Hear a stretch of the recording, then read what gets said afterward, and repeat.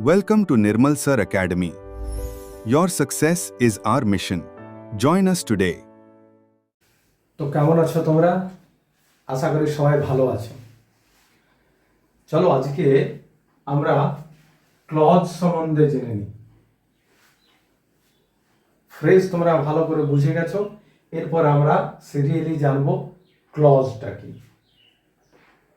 দেখো, ক্লজ এটা হচ্ছে গ্রুপ অফ ওয়ার্ডস, শব্দ সমষ্টি। ফ্রেজেও আমরা জেনেছি গ্রুপ অফ ওয়ার্ডস, শব্দ সমষ্টি।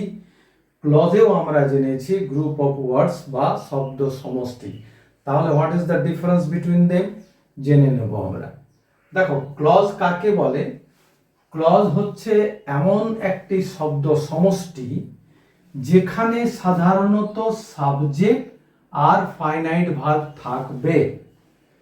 তাহলে যে শব্দ সমষ্টিতে যে গ্রুপ অফ ওয়ার্ডসে একটা সাবজেক্ট মানে সাবজেক্ট আর ফাইনাইট ভার্ব থাকবে, সেইটাকেই আমরা বলবো বাক্যের, সেই শব্দ সমষ্টিটাকে আমরা কি বলবো?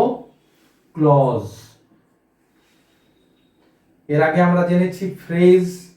তা ফ্রেজ আর ক্লজের মধ্যে কি ডিফারেন্স তাও থাকছে, উদাহরণ দিয়ে বুঝে নেওয়া যাক। যেমন ধরো, ফ্রেজে বলছি আমরা in the morning. In the morning, এখানে না কোনো সাবজেক্ট আছে আর না কোনো ফাইনাইট ভার্ব আছে। তাহলে যে গ্রুপ অফ ওয়ার্ডসে সাবজেক্ট আর ফাইনাইট ভার্ব থাকে না, সেই গ্রুপ অফ ওয়ার্ডসটাকে আমরা বলি ফ্রেজ। আর ক্লজ হচ্ছে when the morning came। তাহলে দেখো, এখানে দ্য মর্নিংটা হয়ে গেল সাবজেক্ট আর কেম হয়ে গেল ভার্ব। তাহলে এখানে এটাও গ্রুপ অফ ওয়ার্ডস, কিন্তু এখানে সাবজেক্ট আছে আর ভার্ব আছে, ফাইনাইট ভার্ব আছে। তাহলে এই গ্রুপ অফ ওয়ার্ডসটাকে আমরা কি বলবো? এটাকে বলবো ক্লজ। তাহলে ফ্রেজ আর ক্লজের মধ্যে ডিফারেন্সটা বুঝতে পারলে? দেখো, এখানে একটা এক্সাম্পল দিচ্ছি আমি। I am writing. আই হচ্ছে এখানে সাবজেক্ট, এম রাইটিংটা হচ্ছে ভার্ব। এটা হয়ে গেল সাবজেক্ট আর ভার্ব। তাহলে এই গ্রুপ অফ ওয়ার্ডস, এখানে সাবজেক্ট আছে আর ভার্ব আছে। তাহলে এইটা হয়ে গেল একটা ক্লজ। ক্লিয়ার হয়ে গেল ক্লজ? তাহলে ক্লজ হচ্ছে সেই শব্দ সমষ্টি যেখানে সাধারণত সাবজেক্ট থাকবে আর ফাইনাইট ভার্ব থাকবে। এটা হচ্ছে কি, তখন সেই গ্রুপ অফ ওয়ার্ডসটাকে আমরা বলবো ক্লজ।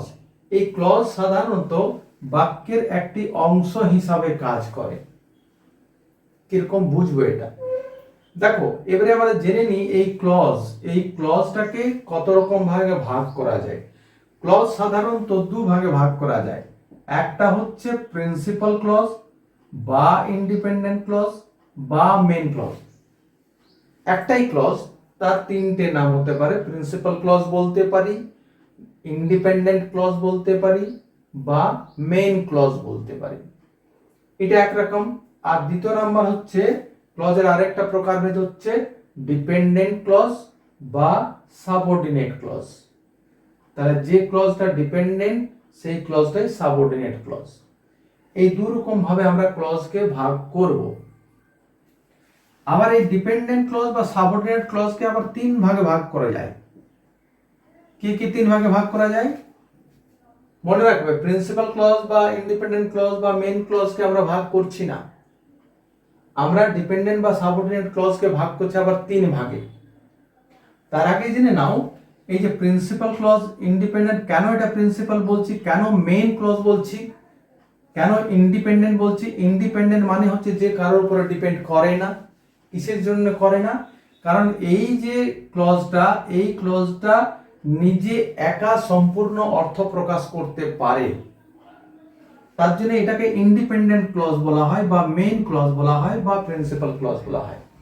তাহলে যে ক্লজটা নিজে একা সম্পূর্ণ অর্থ প্রকাশ করে, অন্য কারো উপরে ডিপেন্ড থাকতে হয় না, সেই ক্লজটাকে আমরা প্রিন্সিপাল বা ইন্ডিপেন্ডেন্ট বা মেইন ক্লজ বলবো। আর যে ক্লজটা অন্য ক্লজের উপরে, সাধারণত মেইন ক্লজের উপরে ডিপেন্ড থাকে। যে ক্লজটা মেইন ক্লজের উপরে ডিপেন্ড থাকে, কেন? সম্পূর্ণ অর্থ প্রকাশ করার জন্য। তার মানে এ নিজে একা সম্পূর্ণ অর্থ প্রকাশ করতে পারে না, একে মেইন ক্লজের উপরে ডিপেন্ড থাকতে হয়। তার জন্য এটাকে ডিপেন্ডেন্ট ক্লজ বলছি বা সাবঅর্ডিনেট ক্লজ বলা হয়। ক্লিয়ার হয়ে গেল?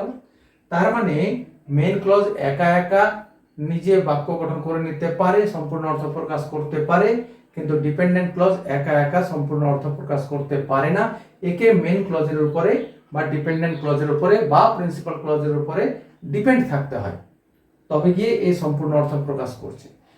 এবারে ডিপেন্ডেন্ট ক্লজ বা সাবঅর্ডিনেট ক্লজকে আমরা তিন ভাগে ভাগ করব: noun clause, adjective clause, adverb clause.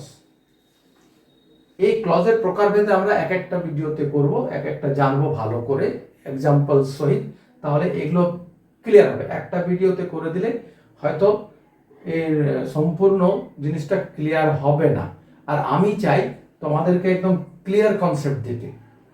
তো যাই হোক, সাবঅর্ডিনেট ক্লজ হচ্ছে noun clause, adjective clause, adverb clause, এই তিন রকম ভাবে ভাগ করা যায়। একটু এক্সাম্পল দিয়ে আমরা বুঝে যাই। যেমন ধরো একটা example, I went to school, আমি স্কুলে গেলাম বা আমি স্কুলে গিয়েছিলাম। তাহলে এটা সম্পূর্ণ অর্থ প্রকাশ করে নিতে পারছে, এখানে আর কোনো প্রশ্ন থাকছে না। তাহলে এটা হয়ে গেল মেইন ক্লজ বা প্রিন্সিপাল ক্লজ বা ইন্ডিপেন্ডেন্ট ক্লজ। সেই সাথে যদি আমি যোগ করি অলদো আই ওয়াজ ইল, যদিও আমি অসুস্থ ছিলাম, এই যে কথাটা বললাম যদিও আমি অসুস্থ ছিলাম, এই কথাটাতে তাহলে একটা প্রশ্ন থেকেছে, তাহলে কি? তবুও আমি স্কুলে গিয়েছিলাম।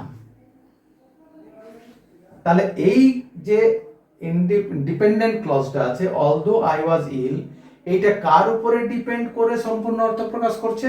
এটা মেইন ক্লজটার উপরে, আই ওয়েন্ট টু স্কুল এই কথাটার উপরে নির্ভর করছে, তবে গিয়ে এই সেন্টেন্সটা, এই বাক্যাংশটা অর্থ সম্পূর্ণ হচ্ছে।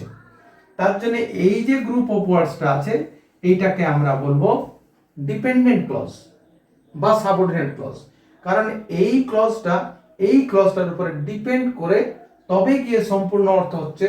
তখন গিয়ে আমার পুরো সেন্টেন্সটা হচ্ছে I went to school although I was ill, আমি স্কুলে গিয়েছিলাম যদিও আমি অসুস্থ ছিলাম, তবে গিয়ে সম্পূর্ণ অর্থটা প্রকাশ হচ্ছে।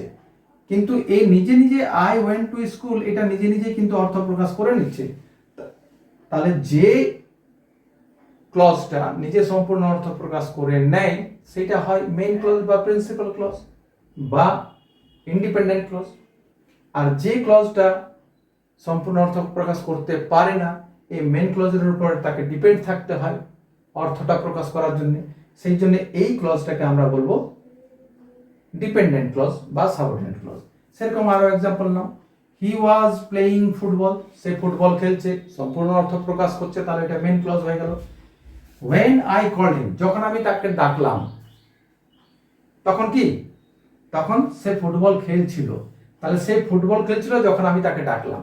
তাহলে এই যে যখন আমি তাকে ডাকলাম বা ডেকেছিলাম, এই কথাটা নির্ভর করছে সম্পূর্ণ অর্থ প্রকাশ করার জন্য এই মেইন ক্লজটার উপরে।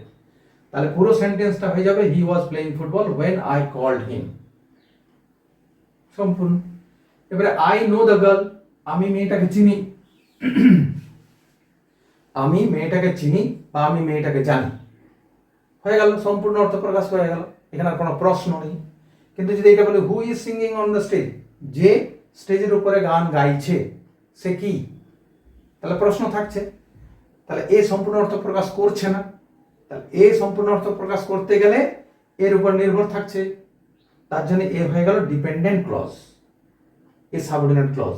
এ ডিপেন্ড করছে কার উপরে? মেইন ক্লজের উপরে। তাহলে গিয়ে সম্পূর্ণ অর্থ প্রকাশ করতে পারছে I know the girl who is singing on the stage. এই হচ্ছে ক্লজ। তাহলে আমাকে প্রথমে জেনে নিতে হবে ক্লজ চিনতে গেলে আমাকে কি দেখতে হবে? দুটো জিনিস, এক সেখানে সাবজেক্ট আছে কিনা, প্লাস সেখানে ভার্ব আছে কিনা। যদি থাকে তাহলে সে ক্লজ হবে, আর যদি না থাকে তাহলে সে হয়ে যাবে ফ্রেজ। আশা করি বুঝতে পেরেছো।